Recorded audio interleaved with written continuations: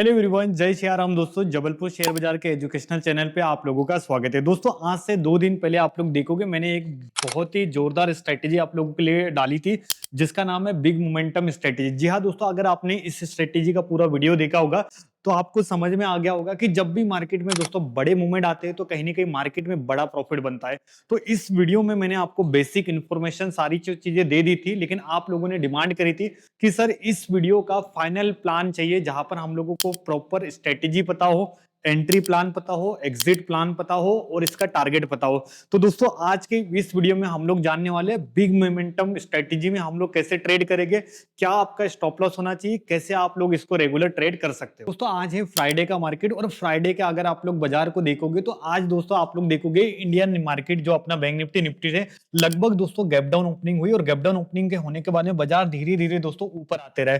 तो जब भी दोस्तों बाजार ऊपर जाता है ना, तो ऐसे में डायरेक्शनल हेजिंग को प्ले करना चाहिए, तब जाके आप लोग देखोगे बहुत अच्छा खासा मार्केट से पैसा बनता है। अभी आप लोग देखोगे यहाँ पर जो टोटल अभी मेरा प्रॉफिट चल रहा है दोस्तों, लगभग 18,000 के आसपास में प्रॉफिट चल रहा है। और इस 18,000 के प्रॉफिट में आप लोग देखोगे सबसे ज्यादा दोस्तों पैसा कहाँ बना है, तो अभी आप लोग देखोगे यहाँ पर मेरी एक लोड बची है, यहाँ पर मेरी 3 लोड के आसपास मैंने ऑप्शन को हेज करके रखा था। अभी आप लोग जो प्रीमियम को देख रहे हो ये 82 रुपीज के आसपास में ट्रेड कर रहा है। और आप लोग देखोगे जब मैंने इसको बेचा था तो लगभग दोस्तों 160-170 रुपए का प्रीमियम है, लगभग ये 50% दोस्तों कम हो गया। कारण क्या है दोस्तों, जब भी मार्केट ऊपर जाता है तो पुट के प्रीमियम तेजी से टूटते हैं। और आप लोग देखोगे आज पूरा दिन निफ्टी कहां भागा, ऊपर भागा। तो जैसे जैसे मार्केट भाग रहा था तो वैसे वैसे मैंने यहाँ पर क्या करके रखा था, हेज करके रखा था। और अभी आप लोग देखोगे बाजार अभी ना टोटल एक रेंज में चल रहा है। तो यहाँ पर अभी आप लोग देखोगे जो मैंने हेजिंग बनाई है, जिसको अपन बोलते हैं नॉन डायरेक्शनल हेजिंग। अब नॉन डायरेक्शनल हेजिंग तब करी जाती है जब आपको लगता है कि बाजार एक ही रेंज में चलने वाला होता है, तब जास्त हम लोग करते हैं range bound non directional hedging. अभी आप लोग देखोगे कि यहाँ पर मैंने क्या करके रखा है, 25,500 का पुट बेच के रखा है और साथ में आप लोग देखोगे दोस्तों 25,500 का कॉल बेच के रखा है। इसका मतलब मुझे क्या लग रहा है कि बाजार अभी ऊपर जाने वाला नहीं है और बाजार बहुत ज्यादा नीचे भी नहीं आने वाला है। इसी कंडीशन में दोस्तों आपको क्या करना पड़ता है, इस तरीके की हेजिंग को बनाना पड़ता है। अभी आप लोग देखोगे कि सर ये 18,000 19,000 का जो प्रॉफिट बनाने के लिए आपने कितना कैपिटल यूज करा है। अभी 18,000 19,000 का जो अपना प्रॉफिट चल रहा था, जिसमें मैंने आपको बताया कि मैं डायरेक्शनल हेजिंग करी है और साथ में मैंने नॉन डायरेक्शनल हेजिंग करी, दोनों को यूज करा है। तो अभी आप लोग देखोगे कि डायरेक्शनल नॉन डायरेक्शनल हेजिंग करने के लिए यहाँ पर अभी जो मेरा ट्रेड चल रहा है, जहां पर मैंने दोनों तरफ से हेज करके रखा है, तो यहाँ पर कितना फंड यूज हुआ है, तो आप लोग देखोगे यहाँ पर जो यूटिलाइज फंड दिख रहा है 1,16,000 के आसपास में। और यहाँ पर टोटल अकाउंट साइज कितना है, 1,65,000 के आसपास में अभी अभी मैंने ट्रेड करा है। तो दोस्तों, जो लोग सोचते हैं ना कि बड़े अकाउंट से ही बड़ा प्रॉफिट बनता है, जरूरी नहीं है। अगर आपको स्कैल्पिंग प्लस हेजिंग आती है तो आप स्कैल्पिंग से जो पैसा बनाओगे उसको हेजिंग से आप लोग बचा सकते हैं। तो दोनों चीजों को आपको करना पड़ेगा, स्कैल्पिंग भी साथ में करनी पड़ती है और साथ में आपको ऑप्शन को हेज करना पड़ता है, तब जाके दोस्तों आप भी एक प्रॉफिटेबल ट्रेडर बनते हो। तो दोस्तों, अपन ने इससे पहले जो बिग मोमेंटम स्ट्रेटेजीज मैंने जो आपको दी थी, आज हम लोग इसका जानने वाले final entry plan, stop loss, target और कैसे हम लोग इसको रेगुलर यूज कर सकते हैं। इन सारी चीजों को लेकर आज का ये वीडियो मैं बना रहा हूं। तो आप लोग देखोगे, सबसे पहले मैं एक बार बिग मोमेंटम स्ट्रेटेजी होती क्या है वो आपको बता देता हूं। जब भी दोस्तों हम लोगों को देखना है कि मार्केट में कोई बड़ा मोमेंटम आएगा, तो उसके पीछे काम करता है दोस्तों प्रीवियस डे, यानी लास्ट में 2 दिन के जो सपोर्ट एंड रेजिस्टेंस होते हैं वो आपको निकालने पड़ते हैं। तो इसके लिए आप क्या करोगे, 30 मिनट का मैंने आपको सेटअप बताया था, 30 मिनट का टाइम फ्रेम, लास्ट 2 दिन की आपको रेंज बनाना है, जिसको अपन बोलते हैं P1 P2 लेवल। अगर बाजार P1 P2 के नीचे चल रहा है या P1 P2 के ऊपर चल रहा है, इसका मतलब बाजार वेरी बुलिश या मार्केट वेरी बेरिश होगा। तो यहाँ पर आप ना ऑप्शन बाइंग भी कर सकते हो, ऑप्शन सेलिंग भी कर सकते हो, ऑप्शन हेजिंग भी करने वाले हैं। तो कौन कौन सी किस तरीके से करना है, ये पूरा का पूरा कंप्लीट इस वीडियो में आपको दिखाने वाला हूं। तो सबसे पहले हम लोग क्या करते हैं कि अगर मैं बात करूं कि सर बिग मोमेंटम स्ट्रेटेजी मुझे एंट्री प्लान क्या है, तो मैं बात करूंगा कि जब भी हम लोग ये सेटअप बनाते, तो मैंने आपको बताया था 30 मिनट और 5 मिनट का आपको सेटअप रखना है। मतलब जो सेटअप आप बनाओगे वो याद रखना है आपको कि आप स्ट्रेटेजी बनाओगे 30 मिनट, यानी जो हमारे P1 P2 वाले लेवल होंगे 30 मिनट पे निकलेंगे। अब बात करते हैं सर एंट्री कब लेंगे, तो जब भी दोस्तों आप लोग देखोगे जैसे ये हमारा P1 या P2 का कोई भी लाइन है, अब यहाँ पर कोई भी 5 मिनट की कैंडल इसको ब्रेक करके दोस्तों यहां पर कर दे क्लोज, यानी जो पहली एंट्री है दोस्तों वो हमारी किस बेसिस पे होगी, क्लोजिंग बेसिस पे। अगर मार्केट में P1 और P2 अगर आपने नहीं देखा है वीडियो तो एक बार देख लेना, P1 P2 क्या होता है। P1 P2 के नीचे 5 मिनट की कैंडल क्या करनी चाहिए, क्लोज करनी चाहिए, राइट। ये हमारी क्या बनेगी, एंट्री। पहली एंट्री आपकी ये होगी। दूसरी एंट्री कैसे होगी, जब भी दोस्तों मार्केट क्या करेगा, कभी कभी ना बहुत तेजी से ब्रेकआउट देता है। अगर आपने बैक टेस्ट करा होगा तो आपको समझ में आ गया होगा, बहुत तेजी से इसका ब्रेकआउट होता है। तो जब मार्केट इसको ब्रेक कर दे तो आप यहां पर नॉर्मल स्कैल्पिंग कर सकते हो या नॉर्मल डायरेक्शनल सेलिंग कर सकते हो। तो हम लोग क्या करेंगे, दोबारा अगर प्राइस इसी लेवल पे आता है तो यहां पर हम लोग क्या करेंगे दोस्तों, रिट्रेसमेंट में भी ट्रेड कर सकते हैं। तो हमारी दो एंट्री बनेगी। फर्स्ट टाइम अगर मार्केट इसको ट्रेड कर रहा है या ब्रेक कर रहा है तो हम लोग डायरेक्ट एंट्री करेंगे क्लोजिंग बेसिस पे। दूसरी बार अगर बाजार उसी लेवल पे वापस आ रहा है, इसका मतलब अब जो हम लोग ट्रेड करेंगे उसको हम लोग बोलेंगे ब्रेकआउट एंड रिट्रेसमेंट। ये आपको दो सेटअप याद करना है जो मैंने आपको बताया। अब उसके बाद में बात करते हैं सर कि कौन सी स्ट्राइक प्राइस आपको खरीदना है। तो दोस्तों ध्यान देना कि अगर आप यहां पर ऑप्शन बायर हो, राइट, अगर आप ऑप्शन को बाय करते हो या आप ऑप्शन स्कैल्पिंग करते हो तो आपको यहां पर हमेशा एट द मनी का कॉल और एट द मनी का ही पुट को ट्रेड करना है। कॉल एंड पुट मतलब एटीएम का कॉल एटीएम का पुट उठाना है। अब इसमें क्या होता है कि डेल्टा होता है 0.50 के आसपास। अगर आपको डेल्टा के बारे में कंप्लीट वीडियो चाहिए तो इससे पहले अपने चैनल पे अपने अपलोड करिए, उसको आप लोग देख सकते हो। तो यहाँ पर अगर आप बाय हो तो हमेशा हम लोग एटीएम का कॉल एंड एटीएम का पुट आप उठाओगे। अगर दोस्तों यहाँ पर आप ऑप्शन को सेलिंग करना चाहते हो या आप ऑप्शन को हेज करोगे तो ध्यान से देखना कि यहाँ पर आपको क्या करना है, 0.30 का डेल्टा बेचना है। दोस्तों ध्यान दीजिएगा कि हम लोग क्या बेचेंगे, 0.30 डेल्टा। अब 0.30 डेल्टा क्यों बेचना है, क्योंकि आप लोग देखोगे एटीएम का जो डेल्टा होता है 0.50 होता है। अब हम लोग क्या करेंगे, एटीएम से आउट ऑफ द मनी में जाएगा ओटीएम साइड में, तो ओटीएम में हमारा डेल्टा क्या हो जाएगा, कम हो जाएगा, यानी कम होते जाएगा। तो आउट ऑफ द मनी में डेल्टा कम होगा और सबसे ज्यादा यहां पर दोस्तों कौन होगा, थीटा होगा। तो ऑप्शन सेलिंग में, ऑप्शन हेजिंग में मजा कब आएगा, जब आप स्ट्राइक प्राइस निकालोगे 0.30 डेल्टा। तो आपको क्या करना है, जब भी आप कोई भी हेजिंग यहां पर बनाओगे इस मोमेंटम वाली स्ट्रेटेजी पे, तो आपको यहाँ पर जो स्ट्राइक प्राइस निकालना है 0.30 का डेल्टा निकालना है, ताकि आप एक बढ़िया से यहाँ पर प्रॉफिट को बनाओ। ये चीज आपको ध्यान रखना है। सेकंड दोस्तों, हम लोगों को क्या करना है, टाइम फ्रेम क्या रखना है। तो मैंने आपको क्लियर बता के रखा है कि आपको इस सेटअप को 30 मिनट पे निकालना है और इस पे जो एंट्री एग्जिट करना है ओनली 5 मिनट पे। चाहे आप ऑप्शन हेजिंग करो या ऑप्शन सेलिंग करो, आपके लिए चार्ट का टाइम फ्रेम होगा केवल 5 मिनट, जो आपको इजीली समझ में आ जाएगा। अब अगली बात क्या है, तो आप लोग देखोगे सर इसमें स्टॉप लॉस क्या होगा। स्टॉप लॉस का बहुत ध्यान रखना है क्योंकि ये स्ट्रेटेजी बड़ी है। तो यहाँ पर क्या होता है, स्टॉप लॉस बार बार भी हिट हो गए तो आप क्या करोगे, यहाँ ओवर ट्रेडिंग करना स्टार्ट करोगे। तो ओवर ट्रेडिंग आपको बिल्कुल नहीं करना है। जैसे मैंने आपको स्ट्रेटेजी का प्लान बताया सेम वैसा ही आपको एग्जीक्यूशन करना है। तो सिंपल आपको करना क्या है कि जब भी दोस्तों अगर आप पहली बार किसी भी लेवल को ब्रेक कर रहे हो, जैसे मान के चलो कि ये हमारा P1 P2 वाला लेवल है जो मैंने आपको कल निकालना सिखा दिया था इससे पहले वीडियो में। अब बाजार क्या कर रहा है दोस्तों, इसको ना ये 5 मिनट की कैंडल दोस्तों यहाँ पर क्या कर रही है, क्लोजिंग कर रही है। ठीक है, क्लोजिंग करी। अब मैं क्या करूंगा, जिस कैंडल ने यहाँ पर क्लोज करा है उसी कैंडल में हम लोग नेक्स्ट कैंडल में यहाँ पर क्या करेंगे, एंट्री लेंगे। और ये जो कैंडल है दोस्तों ये हमारा किसके तरह काम करेगा, एसएल की तरह। मतलब अगर आप क्लोजिंग बेसिस पे ट्रेड करोगे तो सेम कैंडल जिसने इस रेंज को तोड़ा है उसी कैंडल का हम लोग क्या मानेंगे, स्टॉप लॉस मानेंगे और यहाँ पर हम लोग ट्रेड करेंगे।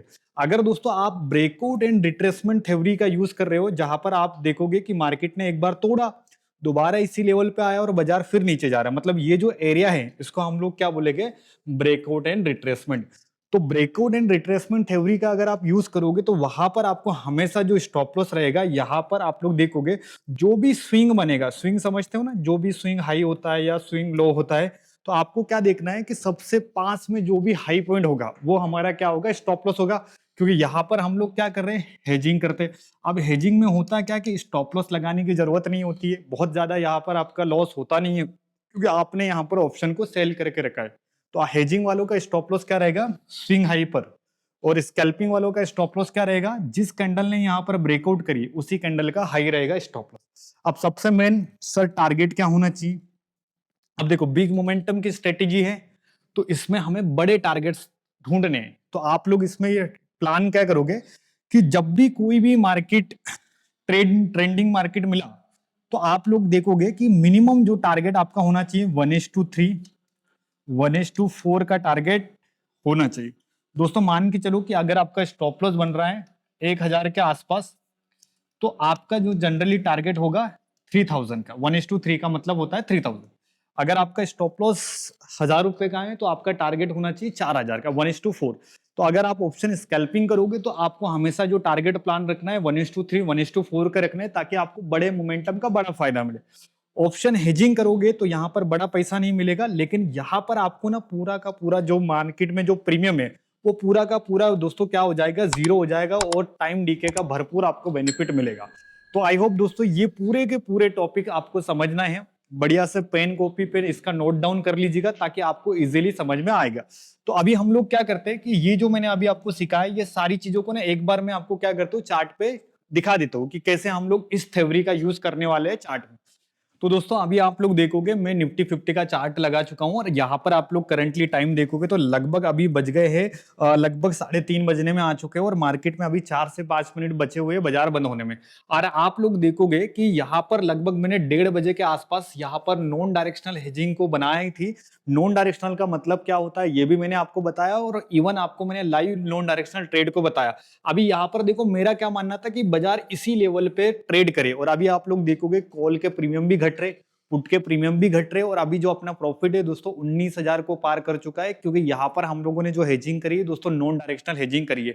तो जब भी आपको ऐसा कुछ लगे कि बाजार ऊपर भी जाएगा नहीं नीचे भी नहीं जाएगा, ऐसे केसेस में अगर पैसा बनाना है तो दोस्तों आपको नॉन डायरेक्शनल हेजिंग को यूज करना पड़ेगा। कैपिटल मैंने बता दिया 1 लाख के आसपास लगता है, उसमें भी आप बहुत अच्छा खासा मार्केट से पैसा बना सकते हो। तो हम लोग कहां पर थे, हम लोग डिस्कस कर रहे थे कि सर हम लोग बिग मोमेंटम स्ट्रेटेजी को फाइनल किस तरीके से यूज करेंगे। तो मैंने आपको एक बार वापस से कॉन्सेप्ट बता देता हूं। बिग मोमेंटम स्ट्रेटेजी को यूज करने के लिए आपको सबसे पहले चार्ट का टाइम फ्रेम रखना है दोस्तों 30 मिनट का। 30 मिनट का टाइम फ्रेम इसलिए ताकि आपको लास्ट के 2 दिन का पूरा डेटा मिलना चाहिए। तो अभी आपको ना मैंने अभी स्ट्रेटेजी तो आपको उस दिन काफी अच्छे तरीके से समझाई थी, तो आपने इस स्ट्रेटेजी का बैक टेस्ट अगर करा होगा तो आपको आसानी से समझ में आ गई होगी कि बाजार में 30 मिनट की स्ट्रेटेजी काम कैसे करिए। तो आज के मार्केट को अपन कंसीडर नहीं करेंगे, क्योंकि बाजार ने ऑलरेडी यहाँ पर क्या कर दिया, गैप डाउन ओपनिंग दे दी। तो जब भी बहुत बड़ा गैप अप या बहुत बड़ा गैप डाउन ओपनिंग हो जाए तब 30 मिनट वाली स्ट्रेटेजी यानी बिग मोमेंटम वाली स्ट्रेटेजी अपन यूज नहीं करते। ठीक है, अभी आप ध्यान दोगे कि सर किस दिन में ये सेटअप बना था। तो अभी आप लोग देखोगे 6 तारीख का बाजार है, और 6 तारीख में अगर हम लोग बिग मोमेंटम स्ट्रेटेजी को डिप्लॉय करें तो इसके लिए हमें क्या करना पड़ेगा, पिछले 2 दिन का सेटअप निकालना पड़ेगा। तो यहाँ पर आप लोग देखोगे ये हमारा P1 बना, और ये हमारा दोस्तों P2 लेवल बनेगा। तो P1 P2 क्या होता है ये आपने लास्ट वीडियो में देखा था। तो अभी मैं क्या करता हूँ, अपनी स्ट्रेटेजी बिग मोमेंटम वाली स्ट्रेटेजी को हम लोग यहाँ पर लगाते हैं। तो आप लोग ध्यान से देखोगे कि ये 30 मिनट की कैंडल है, इस 30 मिनट का आपको क्या करना है, लो को मार्क करना है। बिकॉज मैं इसको क्या यूज कर रहा हूँ, 6 तारीख के लिए यूज कर रहा हूँ। ठीक है, तो आप लोग देखोगे 6 नवंबर में हम लोग इस स्ट्रेटेजी का यूज करेंगे। तो अभी आप लोग देखोगे मैंने 30 मिनट का क्या मार्क कर लिया, लो मार्क कर लिया। ठीक है, अब मैं क्या करूंगा, P1 सेटअप बन गया। इसके बाद में प्रीवियस डे क्लोजिंग का दूसरा दिन, तो आपको देखना है प्रीवियस डे लास्ट 30 मिनट की क्लोजिंग क्या थी ये। अब देखो ये हमारा P2 लेवल। तो अभी क्या कर रहा है बाजार, अपने दोनों क्लोजिंग डेज के नीचे ट्रेड कर रहा है। मतलब ये P1 हो गया, ये P2 हो गया। ठीक है, यहां से अभी मार्केट क्या कर रहा है, नीचे ट्रेड करेगा। तो अभी हम लोग बात कर रहे थे कि सर अभी एंट्री कैसे करेंगे। तो एंट्री करने के लिए आपको मैंने बताया कि टाइम फ्रेम को कितने मिनट पे कन्वर्ट करेंगे, 5 मिनट। 30 मिनट में आपने सेटअप बना दिया, अब 5 मिनट पे हम लोग यहाँ पर एंट्री एग्जिट को प्लान करेंगे। तो हम लोग क्या कर रहे थे, 6 तारीख में ये सेटअप बना था, और 6 तारीख में हम लोग किस तरीके से यहाँ पर एंट्री एग्जिट करेंगे। तो अभी आप लोग देखोगे ये 6 नवंबर का ट्रेडिंग सेशन है, जहां पर हम लोग बिग मोमेंटम वाली स्ट्रेटेजी को यूज करने वाले और कैसे इससे हम लोगों को फायदा मिलने वाला है अपनी ट्रेडिंग में। तो अभी आप लोग देखोगे कि यहाँ पर जो लेवल मैंने बनाए ये कैसे बनाए, ये मैंने आपको पूरा सिखा दिया है। अब ये जो लाइन है ये हमारी P1 होगी, और ये हो गई दोस्तों हमारी P2। P1 P2 क्या होता है ये आप लोगों ने देखा। अब मैंने आपको क्या बता के रखा है कि जब भी आप सेटअप निकालोगे 30 मिनट पे, ट्रेड करोगे दोस्तों केवल 5 मिनट में। तो अभी आप लोग देखोगे कि 5 मिनट की कैंडल क्या इस लाइन के नीचे क्लोज कर रही है क्या। यस, बिल्कुल मार्केट में 5 मिनट की कैंडल क्लोज करे। तो दोस्तों जैसे ही 5 मिनट की कैंडल क्लोज करे तो यहाँ पर अगर आप ऑप्शन बाइंग करना चाहते हो तो इमीडिएट दोस्तों यहाँ पर आप एंट्री प्लान कर सकते हो। अगर आप ऑप्शन सेलिंग करना चाहते हो तो यहाँ पर आप डायरेक्टली सेलिंग भी कर सकते हो, लेकिन आपको बात ध्यान रखना है स्टॉप लॉस रहेगा आपका सेम कैंडल। मतलब जो 5 मिनट की कैंडल जिसने ब्रेक करा है उसी पे आप स्टॉप लॉस डालोगे और 1:2 1:3 का टारगेट लोगे। तो बाजार यहां से लेकर यहां तक आया जिसमें ऑप्शन के प्रीमियम बहुत अच्छे खासे दोस्तों मार्केट में बढ़े। सेकंड एंट्री हम लोगों ने क्या प्लान करी थी कि अगर पहला सेटअप आपका बन जाए और आपको दूसरी बार अगर ट्रेड करना है तो आपको हमेशा किसका वेट करना है, रिट्रेसमेंट। रिट्रेसमेंट क्या होता है आपको पता है कि जब भी किसी लेवल को बाजार तोड़ता है और उसी लेवल पे दोबारा आता है, जैसे यहाँ पर आप लोग देखोगे कि ये जो ब्लैक लाइन थी यहाँ पर अभी टूटी, अब देखो यहाँ पर ब्रेकआउट हुआ, अब इसका रिट्रेसमेंट क्या कहलाएगा, जब भी दोस्तों बाजार इसी लेवल पे वापस आ जाए इसको हम लोग बोलते हैं रिट्रेसमेंट। अब दोस्तों यहाँ पर आप लोग देखो कि बाजार रिट्रेसमेंट करने आया, अब रिट्रेसमेंट करने आया इसी एरिया से, जब मार्केट इसके नीचे निकल रहा था तब यहां पर आप एंट्री लेते हैं और रिट्रेसमेंट में हमेशा ऐसे लगाते हैं स्विंग हाई। अगर आपने अभी वीडियो देखा होगा तो मैंने बताया स्विंग्स, जो भी यहाँ पर स्विंग हाई बना है वो हमारा क्या बनेगा, स्टॉप लॉस। और इसमें भी टारगेट आप लोग देखोगे 1:2 1:3 के मिल गए। तो आई होप दोस्तों आप लोगों को वीडियो कंप्लीट समझ में आ गई होगी कि बिग मोमेंटम स्ट्रेटेजी को हम लोग हमारी ट्रेडिंग में कैसे फॉलो कर सकते हैं। ऐसे ही इंपॉर्टेंट कंटेंट्स में आप लोगों के लिए डालते रहूंगा। इसके लिए आपको करना क्या है, चैनल को सब्सक्राइब कीजिएगा, वीडियो को लाइक कीजिएगा और कमेंट जरूर कीजिएगा।